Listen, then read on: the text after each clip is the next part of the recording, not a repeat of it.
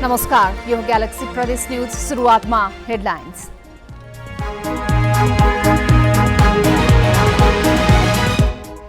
चिकित्सक नहुँदा बाजुरामा मौसमी फ्लूका बिरामी र दीर्घरोगीको उपचारमा समस्या। जिल्ला अस्पतालमा 18 चिकित्सकको दरबन्दी, 4 जनाको भर। पश्चिम सेती जलविद्युत परियोजना निर्माण हुनेमा स्थानीय अझै विश्वस्त हुन सकेनन्।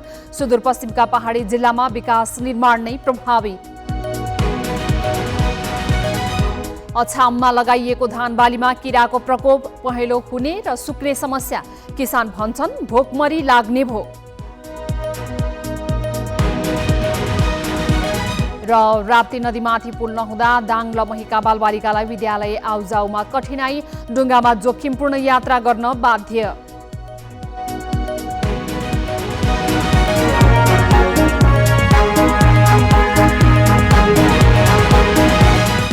अब न्यूज विस्तारमा। 750 मेगावाट क्षमताको पश्चिम सेती जलविद्युत परियोजना बनाउनका लागि सरकारले भारतको सबैभन्दा ठूलो कम्पनी एनएचपीसीसँग सम्झौता गरेको थियो। वर्षौंसम्म पनि नाम मात्रै उच्चारण गरिँदै आएको यो परियोजनाले बल्ल आएर सार्थकता पाएको भनिए तापनि नागरिक भने अझै बन्नेमा विश्वस्त छैनन्। सिगास गाउँपालिकाका पूर्व प्रधान पञ्च वीरबहादुर चन्द अहिले 65 वर्षका भए। उनी युवा अवस्थामा हुँदै पश्चिम सेती जलविद्युत परियोजना बन्ने हल्ला चलेको हो। चन्द त्यसबेलाका प्रधान पञ्च भएर पनि होला उनलाई परियोजनाबारे राम्रोसँग जानकारी छ। पश्चिम सेती परियोजना निर्माणका लागि 3 ठूला विदेशी कम्पनी फ्रान्सको सोग्रेह, अस्ट्रेलियाको स्मेक र चिनिया कम्पनी थ्री गर्जेजसँग नेपाल सरकारले विभिन्न समय सम्झौता गर्यो।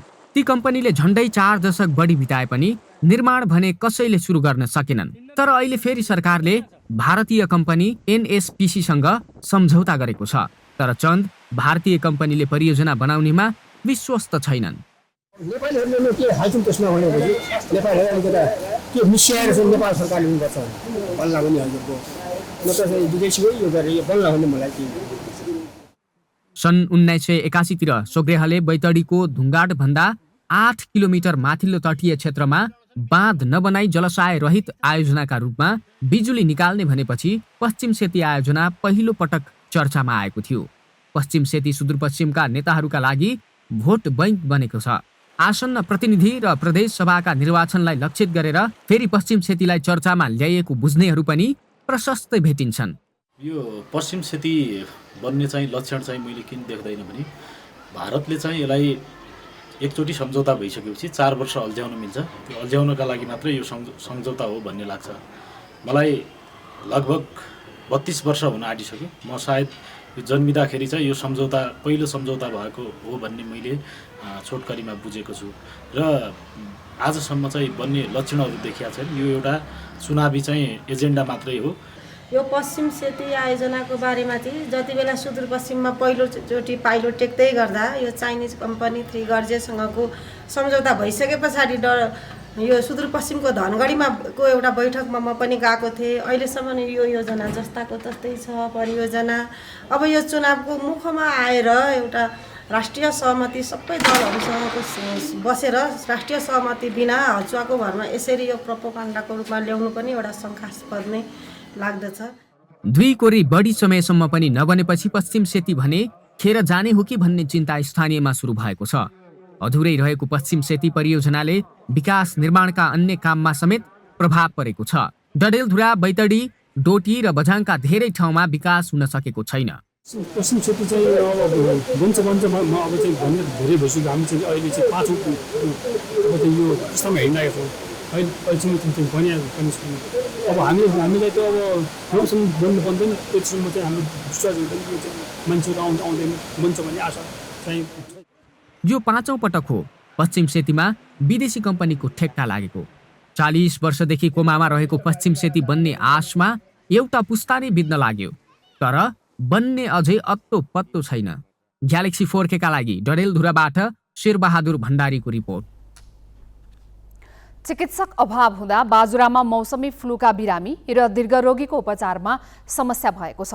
मौसममा आएको परिवर्तनका कारण जिल्लामा झाडापखला, ज्वरो, टाइफाइड, रुगाखोकी, पेट दुख्ने लगायतका बिरामी बढेका छन्। तर चिकित्सक नहुँदा ग्रामीण क्षेत्रबाट उपचारका लागि जिल्ला अस्पताल पुग्ने बिरामीले सेवा पाउन सकेका छैनन्। यहाँका मान्छे बिरामी पर्दाखेरि पनि उपचार गराउनका लागि हामीले कि सामान्य अपरेसन, मेरो भनेको त ठुलो अपरेसन होइन, सामान्य अपरेसनका लागि पनि बैलगाडा पठाउनु पर्ने, धनगढी नेपालगञ्ज पठाउँदाखेरि त यहाँका मान्छेहरूले चाहिँ आर्थिक स्थिति त नाजुक हुनु साथसाथै स्वास्थ्य अवस्था पनि एकदम नाजुक छ। जिल्ला यहाँ स्वास्थ्य व्यवस्थापन समिति कुरा गरेर हामीले पटक पटक केन्द्रसँग अनि प्रदेशसँग अनुरोध गरेका छौँ, माग गरेका छौँ, पठाइदिँदैन। हामी के गर्छौँ, म भन्नुहुन्छ राज्यले चाहिँ यहाँ पठाइदिँदैन। हामी यो नागरिकले क्षतिपूर्ति सहित राज्यले यसको व्यवस्था गर्नुपर्छ। विगत लामो समयदेखि डक्टर जो विशेषज्ञ डक्टर हो हुनु हुँदाखेरि लामो समयसम्म चाहिँ यहाँ बिरामीहरूले लाइनमा बसेर आफ्नो सेवा लिइराख्नु परेको छ भने बिरामीहरूले सानो सानो बिरामका लागि पनि बाहिर, यो जिल्लाभन्दा बाहिर गएर उपचार गर्नुपर्ने बाध्यात्मक अवस्था रहेको छ। अस्पतालमा दैनिक 70 भन्दा बढी विभिन्न प्रकारका बिरामी उपचारका लागि आउने गरेको चिकित्सक बताउँछन्। आउने विशेषज्ञ चिकित्सकलाई दिनुपर्ने सेवा सुविधाहरूले दिएर उहाँलाई चाहिँ अस्पताललाई सेवा सुविधा दिनको लागि हामीले अब एउटा जिपी डाक्टर, जेनरल प्र्याक्टिसनर भन्ने भन्छ हाम्रो, उहाँले ल्याउने प्रयासमा छौँ। उहाँ 1-2जनासँग कुरा पनि भइसकेको छ। अब आउनुलाई यो 1 महिनाभित्र हामी उहाँलाई पनि ल्याएर अस्पताललाई अब हामी सबै तर्फबाट परिपूर्ति गराउने प्रयासमा छौँ। 1500 अस्पतालमा 18 जनाको दरबन्दी रहे पनि अहिले 4 जना मात्रै चिकित्सक कार्यरत छन्। चिकित्सकको अभावमा बिरामी भने महँगो रकम तिरेर जिल्ला बाहिरका अस्पताल जान बाध्य छन्। अछामका किसानहरूले लगाएको धानबालीमा किराको प्रकोप देखिएको छ। समयमा मल पाउन नसकेपछि किसानले खेतमा मल हाल्न पाएनन्। अहिले धानको गाँजमा किरा लाग्ने, पहेँलो हुने, सुक्ने समस्या देखिएको छ। खेतमै धानबाली सुक्न थालेपछि किसानलाई के खाने, परिवार कसरी पाल्ने भन्ने चिन्ताले सताउन थालेको छ। हामी अछाम जिल्लाको साँफेबगर नगरपालिका 4 मस्टा मण्डलको यो साँफे बजार नजिकै रहेको किसानका खेतहरूमा आएका छौँ। किसानको खेतहरूमा लगाएको धानबालीमा रोग लागेपछि किसानले लगाएको धान अहिले बाला दिने बेलामा बाला दिन छोडेर कुहिएको अवस्था छ। देख्न सक्नुहुन्छ यो धानमा यो कुहिएको छ, धान सुकिरहेको छ, यस्तो अवस्था छ। धानले बाला दिन छोडेको छ। किसानले बाला दिन छोडेपछि यो धानलाई काटेका छन्, काटेर फेलेका छन्। यस्तो किसिमको समस्या रहेको छ। धान रोप्ने बेला अब पानी पाएन, उही बेला मौसमले साथ दिएन, कुलो लियो। अझ उहाँपछि रोपिसकेपछि नाप चार्यौँ, अझ कल्या खेत, अझ उहाँपछि अझ पानी पाइएन। यसै त न मल पाइँदो न पानी पाइँदो, यसै दुःख ध रुपियाँ छौँ। यही रोप्याएको भनौँ, अब त भयो सुच्याउँ, अझ यही पनि यो यस्तो भयो, बाले आएन। अब हामीले के खाने, अब क्याले घरका बिला पाल्ने, अब यस्तो बर्बाद। अस्ति हेर्न आया कहाँ कहाँ हुन्थे तलतिरका ती 15-16 जना त आयो। तिनीहरूले भन्यो कि अब आधा बिउ किन्नुपर्छ, आधा बिउ पाइने अब भन्थ्यो। हेऱ्यो फेरि उनीहरूले पनि केही साथ दिएन भन्दा पनि भयो। के दियो भन्नु त, हेर्नै जाने त्यत्तिकै, एउटा केही पाइँदैन। यो धानबालीमा टुङ्ग्रो भाइरस लागेको कृषि ज्ञान केन्द्रले बताएको छ। यस क्षेत्रका 7 किसानको जग्गामा यस्तै किसिमको धानमा रोगको समस्या देखिएको छ। पेलो धान भइदियो, अब बारिसले पनि त्यति धोकाइदियो। नहर पनि नदीले बगाएर धोकाइ भयो। एक त अब केही दिन पानी पनि पाइएन। सबभन्दा पछि अब पानी परिसकेपछि अब हरेर फर्किजान्छ भन्ने महसुस भइराखेको थियो। त्यो गुबामा कुनेमा गुबा कुहेर अब यो सबै धान बाली पुरै खेतमा डढेलो लागे जस्तै अब खतम भयो। किसानहरूले रोप्ने बेलामा मल पाउँदैनन्, सिँचाइ पाउँदैनन्। तर किसानले जसोतसो दुःख गरी लगाएको धानबालीमा यस्तो किसिमको समस्या आइदा पनि सरकारको उपस्थिति भएको देखिँदैन। उहाँहरूले चाहिँ यदि सकिन्छ भनेपछि प्रक्रिया पुर्याएर राहतको लागि चाहिँ एक किसिमको राहत क्षतिपूर्तिको रूपमा चाहिँ हामीले राहत प्रदान गर्छौँ। त्यसको प्रक्रिया पुर्याएर चाहिँ यहाँसम्म फाइल ल्याइदिनु भनेपछि हामीले चाहिँ प्रक्रिया अगाडि बढाउन सक्ने कुरा हो। देशमा 3 तहको सरकार छ। केन्द्रमा कृषि मन्त्रालय छ, प्रदेशमा प्रदेशको संरचना छ, स्थानीय तहहरूमा कृषि शाखा छुट्टै स्थापना गरेका छन्। तर किसानका समस्या भने जिउका तिउँ रहेका छन्। क्यामेरामा रमन भट्टका साथ तारामन खड्का, ग्यालेक्सी 4K, अछाम। अब बाँकी न्युज। शिक्षा बालबालिकाको नैसर्गिक अधिकार हो, तर त्यही शिक्षा प्राप्तिका लागि ज्यान नै जोखिममा राखेर विद्यालय पुग्नुपर्ने अवस्था छ दाङमा। दाङको लमही स्थित तरुलियाका बालबालिका राप्ती नदीको बाटो डुङ्गामा जोखिमपूर्ण यात्रा गर्दै आउजाउ गर्छन्। दाङको लमही नगरपालिका स्थित तरुलिया गाउँमा एउटा मात्र विद्यालय छ जहाँ कक्षा 5 सम्म पढाइ हुन्छ। त्यसपछिको पढाइका लागि दाङकै अमिलिया कि त राजपुर गाउँपालिका पुग्नुपर्छ। दूरीका हिसाबले अमिलिया टाढा हुने भएकाले यहाँका विद्यार्थी 5 कक्षा पछिको पढाइका लागि राजपुर जान्छन्, तर ज्यान हत्केलामा राखेर। तरुलिया र राजपुरको राताकाँस सिमानामा राप्ती नदी बगेको छ। नदीमा पुल छैन। विद्यार्थी डुङ्गामा बसेर विद्यालय जान्छन्। यसरी विद्यालय जाँदा कति पटक त उनीहरू दुर्घटनामा समेत परेका छन्। पटेलामा पानी भरिएर पटेला डुब्यो र हामी सबैजना विद्यार्थीहरू राप्तीमा फिजियौ र कोही तल कोहीले पानी खाएर बेहोसै भएका थिए र कोही भने घर गएका थिए। त्यसै गरी हामी कोहीका जुत्ता चप्पल अनि कपडा झोला किताब पनि बगेका थिए।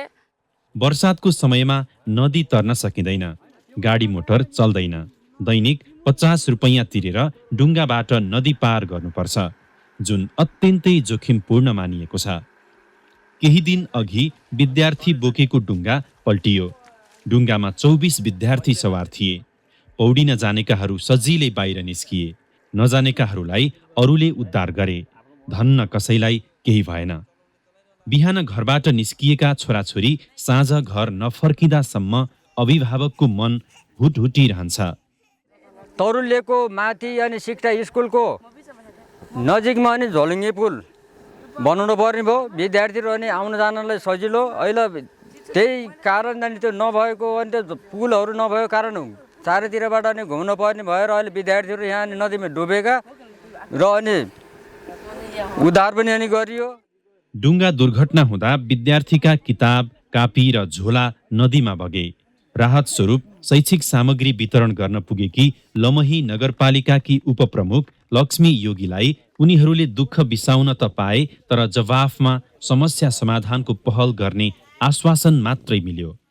पुल अब नबन्दासम्मको लागि हामीले केही न केही दीर्घकालीन रूपमा ती भाइ बहिनीहरूलाई पक्कै पनि व्यवस्थापन गर्नको लागि हामीले केही कुरा सोच्ने नै छौँ। यो विषयमा हामी विशेष गरी छलफल गर्नेछौँ। कार्यपालिकामा नगरपालिकाबाट छलफल गरेर हामी यसको निकास पक्कै निकाल्नेछौँ। यहाँ पुग्ने राजनीतिक दलका नेताले पुल बनाउने, सडक सञ्जाल जोड्ने आश्वासन यसअघि पनि नदिएका होइनन्, तर फर्कँदै गर्दा जसरी गाउँबाट उनीहरू ओझेल पर्दै जान्छन् त्यसरी नै ती आश्वासन पनि नेपथ्यमा हराउँछन्। ग्यालेक्सी फोकेका लागि दाङ राजपुरबाट शिवराज खनालको रिपोर्ट। गुल्मीको रेसुङ्गा विमानस्थलमा सम्झौता अनुसारका काम सबै सकिए पनि उडान निश्चित हुन सकेको छैन। स्थानीय निर्वाचनताका नियमित उडान सुरु हुने चर्चा भए पनि अझै निश्चित नभएको हो। कालोपत्री र रङरोगनले धावन मार्ग चिटिक्क बने पनि करोडौं खर्च गरेर निर्माण गरिएका संरचनामा क्षति हुन थालेको छ। केही दिन अघि मात्रै कन्ट्रोल टावरको सिसा फुटेको छ भने अन्य संरचना पनि बिग्रन थालेका छन्। केही व्यक्तिको पूर्वाग्रह र राजनीतिक प्रतिशोधका कारण विमानस्थलको संरक्षण नहुँदा क्षति भएको को आरोप छ। नियमित उडान नभए पनि सो विमानस्थलमा टिकटक बनाउने, सेल्फी खिच्नेको भिड भने लाग्ने गरेको छ। सरकारले तानसेनलाई ऐतिहासिक सहरहरूमा समावेश गरे पनि संरक्षणको अभावमा ऐतिहासिकता दर्शाउने सम्पदा लोप हुने अवस्थामा छन्। तानसेनमा रहेको 200 वर्ष पुरानो नारायण मन्दिर, एसियाकै ठूलो सेन वंशीय मूलढोका जीर्ण बनेका छन्। बजार क्षेत्रका ढुङ्गे धारा, पार्टी पौवा, ऐतिहासिकता झल्काउने पुराना घर, सेन वंशीय स्तम्भ, ढुङ्गे बाटो लोप हुने अवस्थामा पुगेका छन्। स्थानीय सरकारले संरक्षणमा खासै चासो दिएको छैन। बिस्तारै चाहिँ राम्रो भइराखेको छ, तर जुन किसिमको मौलिकता हुनुपर्ने नि त्यो मौलिकतामा ह्रास भएको छ।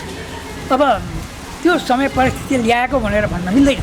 मौलिकतालाई जोगाउन सक्यौँ भने मात्र हाम्रो परिचय रहन सक्छ, हाम्रो आइडेन्टिटी भएर भौगोलिक भूबनावट, हावापानी र ऐतिहासिक संरचनाका कारणले पनि पाल्पा लोकप्रिय छ। यसैले तानसेनमा आन्तरिक तथा बाह्य पर्यटकको घुइँचो लाग्छ, तर पछिल्लो समय पर्यटक लोभ्याउने संरचना विरूप बन्दै गएका छन्। अब बाँकी न्युज। प्युठानमा 3 वर्षमा 66वटा सडक दुर्घटना भएका छन्। 3 वर्षमा भएका 66 दुर्घटनामा 62 जनाको मृत्यु भएको छ भने 129 जना घाइते भएका छन्। साउनमा मात्रै 2वटा दुर्घटनामा 6 जनाको मृत्यु भएको छ भने 27 जना घाइते भएका छन्। बिग्रदो सडक, पुराना सवारी साधन, चालकको लापरवाही र जथाभावी निर्माण गरिएका सडकमा सवारी गुडाउँदा दुर्घटना बढ्ने गरेको ट्राफिक प्रहरीले जनाएको छ।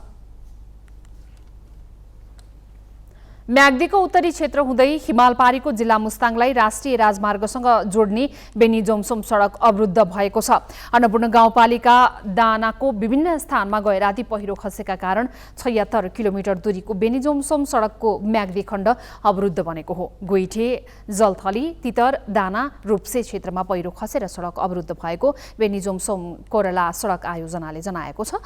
सडक विभाग निर्माण व्यवसायीका उपकरण प्रयोग तथा मजदुर परिचालन गरी पहिरो पन्छ्याउने प्रयास भइरहेको छ। सडक अवरुद्ध भएपछि मुस्ताङवासी, तीर्थयात्री र पर्यटकलाई समस्या भएको छ। मुस्ताङमा उत्पादित आलु लगायत कृषि उपज बजारसम्म पुर्याउन समस्या भएको छ। दैनिक उपभोग्य वस्तु र निर्माण सामग्री ढुवानी रोकिएको छ।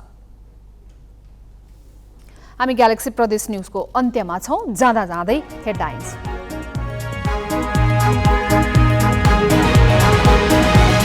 चिकित्सक नहुँदा बाजुरामा मौसमी फ्लूका बिरामी र दीर्घरोगीको उपचारमा समस्या।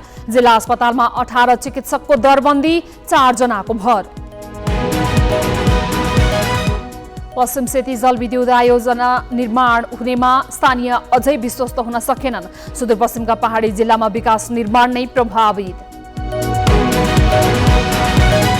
अछाममा लगाइएको धान बालीमा किराको प्रकोप, पहेँलो हुने र सुक्ने समस्या। किसान भन्छन् भोकमरी लाग्ने भो।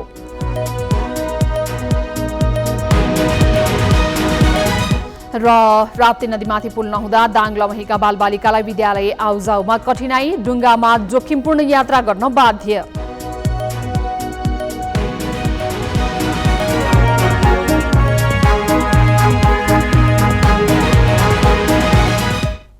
ग्यालेक्सी प्रदेश न्युज अहिलेलाई सकियो। राति 8 बजे न्युज आवर लिएर आउनेछौँ। नमस्ते।